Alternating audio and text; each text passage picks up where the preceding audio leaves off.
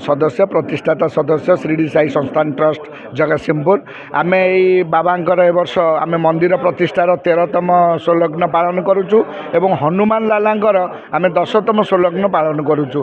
प्रतिवर्ष भली यही कार्यक्रम आमर बाहुडार परदिन ठारू आरंभ होई 6 दिन व्यापी कार्यक्रम चली थाए। ए वर्ष मध्य सेया हेची आमर शिरडी साई बाबांकर आदि पीठ शिरडी आम आज्ञामाल आणला परे एठी आमर जो सदस्य मानक नहीं एक सभार आयोजन करा जाए, वार्षिक साधारण परिषद बैठक करा जाए एवं सभ्य मानक समस्त को विभिन्न प्रकार दायित्व दि जाए जो दायित्व से सुचारू रूपे पालन करती। आमर साई राम महाराजंकर विभिन्न नीतिकांति करा जाए एवं अन्यान्य देवादेवींकर आह्वान करा जाए, तांकर स्वतंत्र भाव पूजा करा जाए। एक महायज्ञर आयोजन करा जाए जो यज्ञ रे बहुत भक्त आसी जोग दे थांती एवं आमर स्वतंत्र भाव गोटे कलश शोभा यात्रा होता है जो थे 108 कलश नहीं आमर माँ मैंने पुण्य पानी आणिला पर आमर महास्नान करा जाए बाबांकर एवं तापरे आमर करा जाए गोटे पालिंगी शोभा यात्रा जो थे बाबा को नहीं सहर परिक्रमा करा जाए से हाराहारी 3000 ରୁ 4000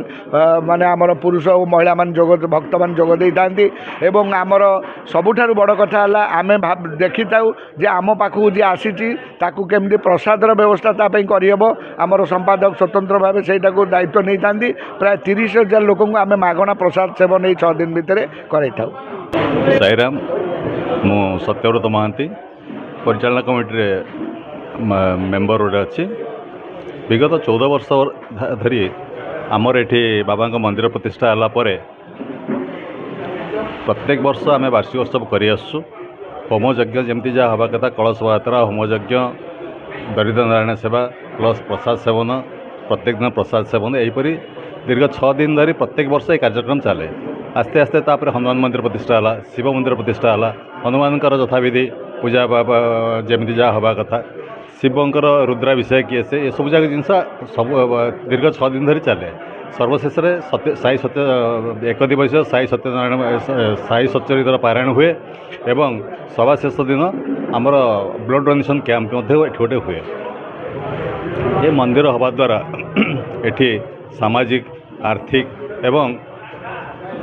लोकंकर गोटे ठाकुर प्रति गोटे समर्पण भाव बहुत किसी समाज को बहुत किसी दान करुचे मंदिर। सभा शेष जो पालिंग यात्रा हुए 3000 खंडे लोक ए जाती एवं 2 ରୁ 3000 लोक जाती एवं यहाँ बहुत आडंबर सहकार एठार करा जाए। ना राजकिशोर महांती सरकार अवसरप्राप्त कर्मचारी। आज आमर सांबादिक सम्मेलन थिला। ये सांबादिक सम्मेलन उद्देश्य होची बाबांकर 24/7 ରୁ 29/7 पर्यंत वार्षिक उत्सव पालन करा जिवो तार सुपरिचालन निमंते आमर इलेक्ट्रोनिक्स बंधु मानकर साहाय्य सहयोग आउ यही कार्यक्रम रे आमर विभिन्न दिन रे विभिन्न कार्यक्रम बाबांकर अच्छी सांस्कृतिक कार्यक्रम प्रत्येक दिन कटकर विभिन्न सांस्कृतिक संस्था ये आसी कार्यक्रम परिवेषण करेंगे संध्या 7टा ରୁ राति 11टा पर्यंत परिवेषण। प्रसाद सेवन दिन बेला प्रसाद सेवन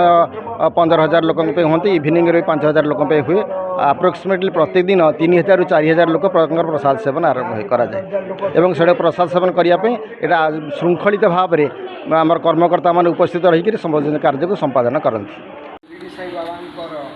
वार्षिक उत्सव मंदिर प्रतिष्ठा उत्सव गोपाल सागर स्थित पीठरे 16 दिन पालन अवसर में श्री श्री शिरडी साई ट्रस्टर सभापति श्रीयुक्त हेमंत कुमार लेंका, संपादक श्रीयुक्त राजेंद्र कुमार लेंका एवं आम सहित उपस्थित अच्छा वरिष्ठ सदस्य श्रीयुक्त सत्यव्रत महांती, राजकिशोर दास एवं गोविंद दास, प्रभात दास और सुजीत कुमार। यही इत्यवसर में मु समस्त वैद्युतिक और मुद्रण गणमाध्यम प्रतिनिधि मान स्वागत करुँ। आपण मैंने जानते यही शिरडी साई मंदिर प्रतिष्ठा श्रीयुक्त हेमंत कुमार लेंका, बसंत कुमार स्वर्गत बसंत कुमार लेंका और राजेंद्र कुमार लेंका तांकर भूमिका एवं तांकर प्रतिष्ठा से जो अवदान रही जगतसिंहपुर आम त्रुटि करूना। आम ये जो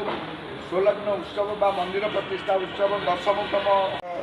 हेमंत कुमार लेखा राजेंद्र कुमार लेखा वरिष्ठ सदस्य सत्यव्रत महांती से सब कार्यक्रम गुड़िक किपरि सुरुखुरुरे परिचालना हे यापर आम ये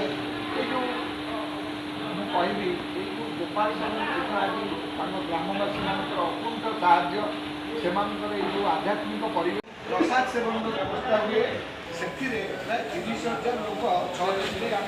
बागना प्रसाद सेवा करता कराई जिला तेणु प्रसाद सेवन अवदान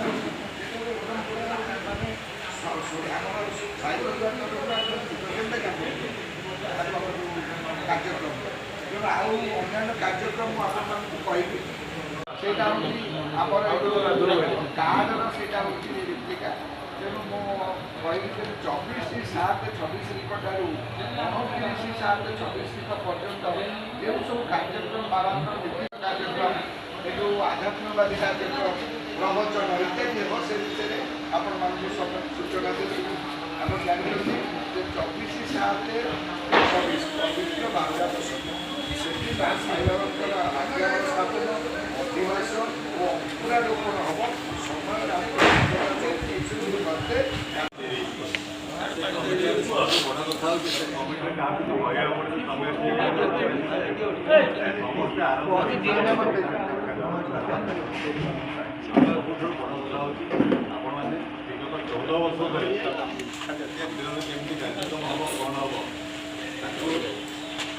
सहित